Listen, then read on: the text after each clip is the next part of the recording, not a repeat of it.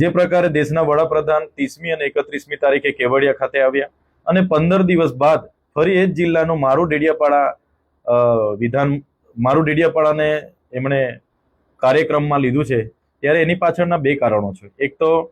જે આમ આદમી પાર્ટીની જે ગ્રોથ વધી રહ્યો છે ગુજરાતમાં, એને લઈને એમના પહેલા તો મંત્રીમંડળ બદલ્યું અને તેમાં પણ એમને મેળ પડતો નથી. એટલે હવે નરેન્દ્રભાઈ મોદીજી અથવા અમિત શાહને આદિવાસી વિસ્તારો કે ગુજરાતમાં લાવવાના પ્રયાસો થયા છે અને એના જ ભાગરૂપે આજે ડેડિયાપાડામાં લાવવામાં આવે છે કે આમ આદમી પાર્ટીના ગ્રોથને અને અમારી જે કામગીરીને એને એક બ્રેક વાગે. બીજું કે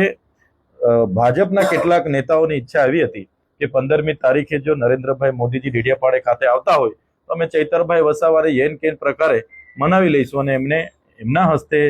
ભારતીય જનતા પાર્ટીમાં જોડીશું. અમારા પર ઘણા પ્રયાસો પણ એમણે કર્યા, પણ અમે સ્પષ્ટ જ ના પાડી છે કે અમે જે આમ આદમી પાર્ટી અમારા પર ભરોસો કરી એમાંથી અમે ધારાસભ્ય બન્યા, લોકસભા